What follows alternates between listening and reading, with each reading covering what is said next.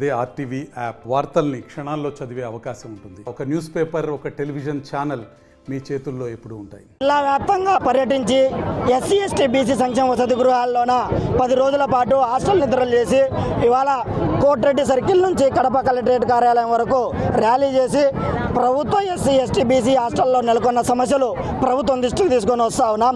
మరి జిల్లా వ్యాప్తంగా ఉన్నటువంటి హాస్టల్లోన ఇవాళ 7 నెలలు అవుతున్నా పూర్తి స్థాయిలో బిల్లులు పడినటువంటి పరిస్థితి. వార్డెన్లు చాలా ఇబ్బంది పడుతూ వారి యొక్క తల్లి లేకుంటే భార్య భర్తలు లేకపోతే చెల్లికి సంబంధించినటువంటి పుస్తలు లేకపోతే బంగారు ఉన్నటువంటి అన్ని తాకట్టు పెట్టి విద్యార్థులకు భోజనం పెడుతున్నటువంటి పరిస్థితి నాసిరకం భోజనం. కాబట్టి ప్రభుత్వం వార్డెన్ల యొక్క సమస్యల్లో తక్షణం గుర్తించాలి, విద్యార్థుల సంక్షేమం గురించి ఆలోచించాలి.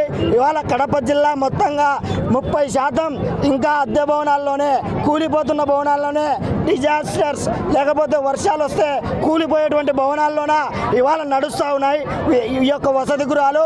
కాబట్టి ప్రభుత్వ అధికారులకు మాత్రం ఆగ మేఘాల మీద కొత్త భవంతులు రంగులు దిద్దుకుంటున్నాయి. మరి ప్రభుత్వ విద్యార్థులకు ఎందుకు ఆ రకంగా హాస్టల్ వసతులు కల్పించడం లేదని చెప్పి మేము ప్రభుత్వాన్ని ప్రశ్నిస్తూ ఉన్నాం.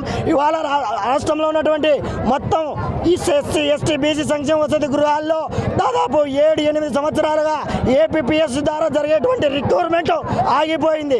వార్డెన్, కమిటీ, వంట మంచి పోస్టు ఎందుకు ప్రభుత్వం భర్తీ చేయడం లేదు? పేద విద్యార్థుల పట్ల చిన్న చూపు చూస్తున్నటువంటి ప్రభుత్వానికి ఒకటే హెచ్చరిక చేస్తున్నాం. ఈ ప్రభుత్వమైనా గడిచిన గత 5 ఏళ్లలో పేద విద్యార్థులకు కనీసం అంటే ఇంత కూడా జాలి చూపని జగన్ యొక్క సర్కార్ ఇవాళ టీడీపీ ప్రభుత్వం అధికారంలోకి వచ్చింది. నారా లోకేష్ గారు విద్యాశాఖ మంత్రిగా ఉన్నారు.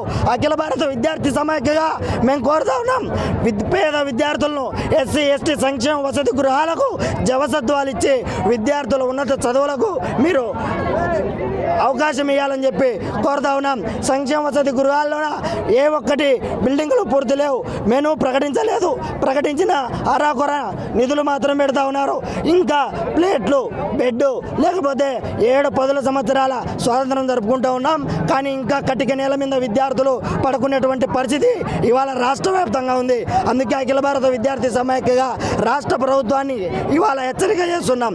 వెంటనే ప్రభుత్వం స్పందించి పెండింగ్లో ఉన్న బకాయిలను విడుదల చేయాలి, ఆగిపోయిన రిక్రూట్మెంట్ను భర్తీ చేయాలి, వార్డెన్ సమస్యలను భర్తీ చేయాలి, విద్యార్థుల సమస్యలను పరిగణలోకి తీసుకోవాలి. ఆ రకంగా సాంఘిక సంక్షేమ వసతి గృహాలను బతికించాలని చెప్పి కోరుతా ఉన్నాం. లేకపోతే అఖిల భారత విద్యార్థి సమాఖ్య ఆధ్వర్యంలో రాష్ట్ర వ్యాప్త ఆందోళనకు సిద్ధమవుతామని చెప్పి ఈ సందర్భంగా తెలియజేస్తా ఉన్నాం. జీవల రాజు, ఏఐఎస్ఎఫ్ జిల్లా కార్యదర్శి, కడప. నా పేరు వచ్చి అశోక్ వర్ధన్. మాది ప్రకాష్ నగర్లో ఎస్సీ హాస్టల్ నెంబర్ 1 హాస్టల్. మా హాస్టల్లో సరైన వార్డెన్ వసతులు, బాత్రూమ్లు అయ్యేం సరిగా లేవు, అన్నీ బాగాలేవు సార్. సరైన కొత్త పెట్టెలు, బెడ్షీట్లు అలాంటివి ఏమి ఇలా, పేస్టు, బ్రష్, సబ్బులు అవి ఏమి ఇయ్యరు. అన్నం కూడా నీళ్ళు సంగడి పురుగులు, కొన్నిసార్లు పురుగులు వస్తాయి. కూర చేసి మంట, చట్నీ ఎక్కువ నీళ్ళు చాలా చేస్తారు. ఇడ్లీలు అయితే పిండి ఉంటాయి. హాస్టల్లో అయితే ఇడ్లీలు చేసినప్పుడు పిండి ఉంటాయి, పూరీలు చేసి నల్లగా మాడగాలు చేశారు. బొమ్మాయి చట్నీ వచ్చేసి నీళ్ళు ఎక్కువ ఇచ్చేస్తారు సార్.